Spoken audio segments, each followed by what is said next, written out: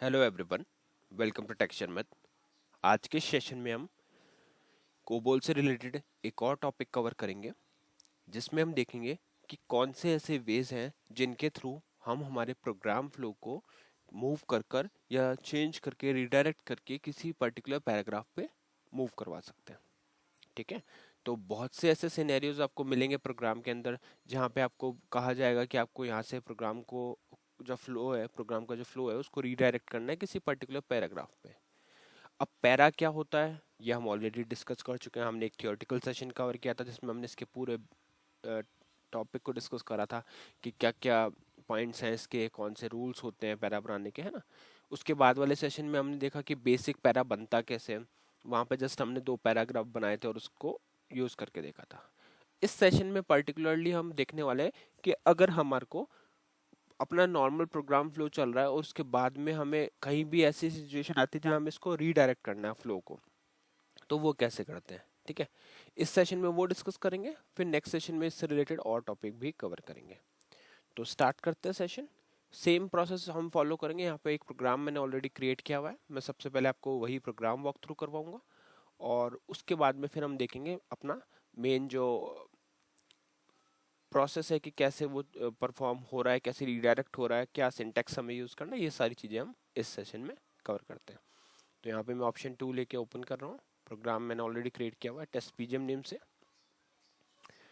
जो लोग डायरेक्टली इस सेशन को देख रहे हैं उनके लिए बस थोड़ा सा इसका रिकैप करा देता हूँ कि आइडेंटिफिकेशन डिवीजन क्या होता है ना। ऑल्दो हमने एक सेशन ऐसा कवर किया हुआ है जहाँ पे हमने ये सारी चीज़ें पहले ही क्लियर करी है कि यहाँ हमने ब्लैंक क्यों रखा है, डिविजन्स क्या होते हैं, डिवीजन हम क्यों यूज़ करते हैं। वहाँ तो पहले तो मैं यही रिकमेंड करूँगा कि अगर आप लोगों ने स्टार्टिंग से सेशन नहीं देखे हैं तो आप पहले वहाँ से सेशन देख सकते हैं, क्योंकि वो चीज़ फिर आप लोगों के लिए ज़्यादा इजी रहेगी, क्योंकि सब एक प्रॉपर सिंक और सीक्वेंस में है। अभी के लिए हम मेनली फोकस कर रहे हैं पैरा के डिस्कशन पे कि पैरा क्या होता है, पैरा को रीडायरेक्ट कैसे किया जाता है, ये सब टॉपिक क्लियर करेंगे। तो छोटा सा रिकैप देता हूँ। देखो, यहाँ पे आइडेंटिफिकेशन डिवीजन ब्लॉक हमने स्टार्ट किया और इसके अंदर हमने 2 इन्फॉर्मेशन रखी। एक तो है प्रोग्राम आईडी। प्रोग्राम आईडी क्या करता है, प्रोग्राम के नेम को इंडिकेट करता है। दूसरा है हमारे पास ऑथर। ऑथर क्या करता है, ऑथर ऑथर के नेम को रिप्रेजेंट करता है। ठीक है, तो इस तरह से जो भी इंफॉर्मेशन हमारे पास हो प्रोग्राम आईडी से, जो भी इंफॉर्मेशन हमारे पास हो प्रोग्राम आइडेंटिटी से रिलेटेड, तो उसको हम कहाँ पे पुट करते हैं, उसको पुट करते हैं आइडेंटिफिकेशन डिवीजन में। इसीलिए इस डिवीजन का नाम क्या है, आइडेंटिफिकेशन डिवीजन, क्योंकि ये आइडेंटिटी रिलेटेड इंफॉर्मेशन स्टोर करता है।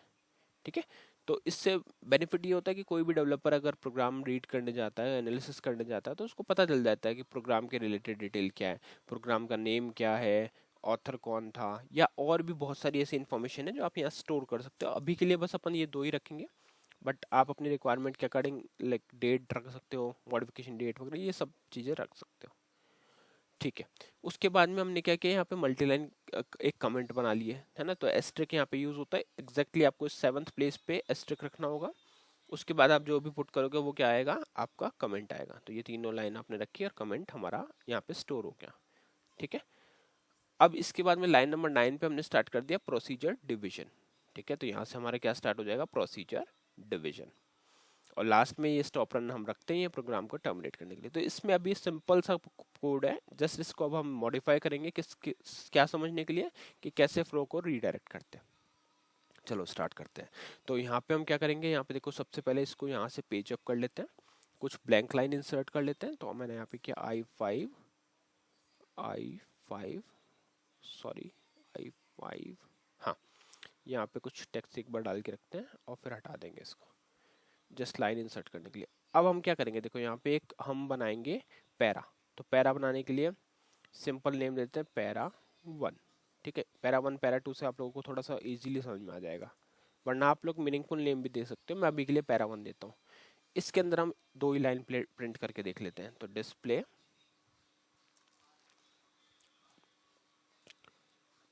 Para 1 line 1। ठीक है, इससे आपको क्लियर हो जाएगा कि कौन सी लाइन प्रिंट हो रही है हमारी। तो यहाँ आ गया लाइन 1। ठीक है, उसी तरह से अगर आप चाहो तो इसको कॉपी करके एक बार और रिपीट कर सकते हो और यहाँ पे इस तरह से डाल सकते हो। इधर डाल देंगे पैरा 1 लाइन 2। तो ये तो हो गया हमारा पैरा 1। उसी तरह से हम क्या करेंगे, यहाँ पे इसको पूरे को कॉपी करते हैं और अब की बार यहाँ पेस्ट करके इसको नेम देंगे पैरा 2। पैरा 2 यहाँ हो गया और यहाँ पे भी पैरा 2।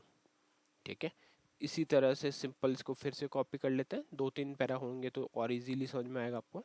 यहाँ कर देते हैं, इसको करेंगे नेम पैरा 3 और पैरा 3।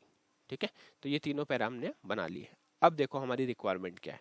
अगर मैं इस टाइम सेम इस मोमेंट पे अगर इसको कंपाइल करता हूँ और कॉल करके इसको रन करके ट्राई करता हूँ, देखो रन करेंगे अब, तो आउटपुट क्या आ रहा है, para 1 line 1, para 1 line 2, para 2 line 1, para 2 line 2, para 3 line 1, para 3 line 2।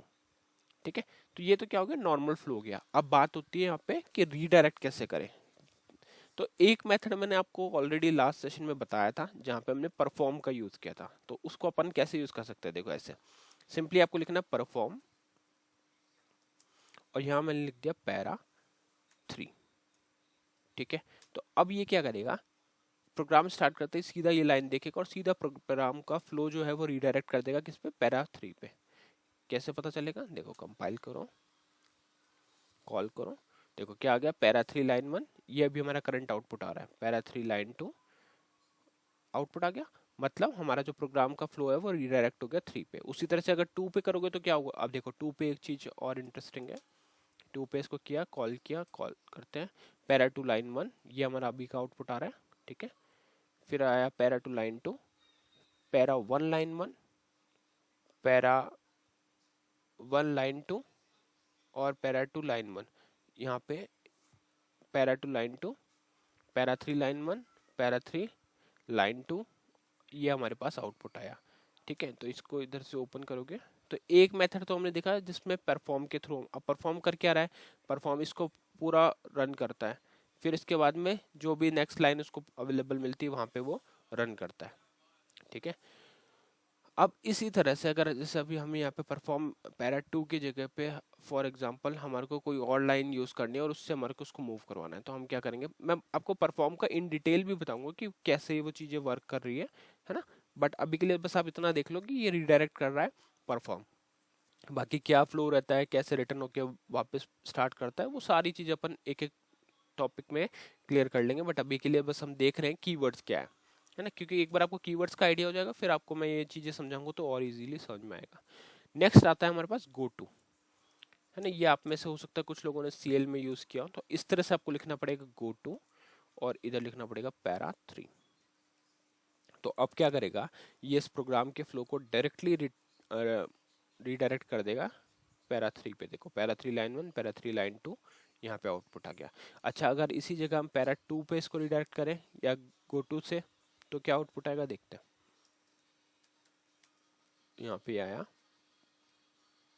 Para 2 line 1, para 2 line 2 और पैरा 3 लाइन 1, पैरा 3 लाइन 2। इसका पर्पस क्या हुआ, देखो हुआ क्या, पैरा 2 पे हमने इसको गो टू कर दिया तो यहाँ पे आएगा, है ना, यहाँ पे आने के बाद में इस लाइन को प्रिंट करेगा पैरा 2 लाइन 1, पैरा 2 लाइन 2। फिर इसके बाद इसका प्रोग्राम तो एंड नहीं हो रहा, तो फिर ये ऑटोमेटिकली क्या करेगा, नेक्स्ट लाइन पे चला जाएगा क्योंकि प्रोग्राम एंड नहीं हो रहा। और अगर प्रोग्राम एंड नहीं हो रहा तो बाय डिफॉल्ट जो भी चीज प्रोसीजर डिवीजन में लिखी होती है वो 1 बाय 1 करके एग्जीक्यूट होती है, तो ये भी वैसे ही होगा, 1 बाय 1 एग्जीक्यूट होगा और नेक्स्ट लाइन पे चला जाएगा, पैरा 3 लाइन 1 प्रिंट हो जाएगा, पैरा 3 लाइन 2 प्रिंट हो जाएगा। ठीक है, तो इसीलिए जब भी आप किसी भी गो टू स्टेटमेंट का यूज करते हैं तो ये मेक श्योर करें कि आपका फ्लो अगर आपको एक पर्टिकुलर एरिया पे ब्रेक करवाना है तो वो भी आप करो। अच्छा, एक चीज और देखते हैं, अगर सपोज मेरे को यहाँ से एग्जिट करना हो तो क्या पॉसिबल है। देखो एग्जिट लिख के देखते हैं, ऑल्दो ये सेपरेट टॉपिक है बट ठीक है एक बार देख लेते हैं। यहाँ पे हमने इसको करा 14 से कंपाइल कॉल, कॉल क्या था, देखो क्या आया, para 2 line 1, para 2 line 2, para 3 line 1, para 3 line 2। तो यहाँ पे इसमें कोई इम्पैक्ट नहीं आया, ओके नो प्रॉब्लम, इसको अपन देखेंगे नेक्स्ट सेशन में। बट अभी के लिए इस सेशन में हमने मेनली क्या क्या चीज क्लियर करी, हमने ये देखा कि हमारे पास दो कीवर्ड ऐसे कौन से हैं जिनके थ्रू हम प्रोग्राम को रीडायरेक्ट कर सकते हैं, प्रोग्राम के फ्लो को रीडायरेक्ट कर सकते हैं किसी भी पर्टिकुलर पैरा पे या पैराग्राफ पे। अब देखो सपोज मेरे को यहाँ से क्या करना है, पैरा 2 पे जाना है तो मैं पैरा 2 पे आ गया। अब सेम चीज गो टू स्टेटमेंट आप पैरा 2 में भी लिख सकते हो और वहां लिख सकते हो कि पैरा 1 में जाओ तो वो पैरा 1 में आ जाएगा, पर इस जगह पे डेडलॉक लग सकता है ना, क्योंकि आप एक जगह बोल रहे हो पैरा 2, एक जगह बोल रहे हो पैरा 1, तो ये तो साइकिल चलता रहेगा। तो उसको ही ब्रेक करने के लिए अपन एग्जिट का यूज करते हैं। वो अपन, मैं एक सेपरेट टॉपिक में ही आपको समझाऊंगा कि कैसे एग्जिट वर्क करता है। अभी जस्ट हमने एक ट्राई के लिए वहाँ लिख के देखा था, और अभी इसको ज़्यादा कॉम्प्लेक्स नहीं करते सेशन को। अभी के लिए बस दो कीवर्ड हमें पता होने चाहिए कि एक तो गो टू स्टेटमेंट होता है जो हम यूज़ कर सकते हैं, और एक होता है परफॉर्म। ठीक है, तो आई होप आज का ये सेशन आपको क्लियर हुआ होगा। नेक्स्ट सेशन में बाकी टॉपिक डिस्कस करेंगे। So thank you for watching texture में।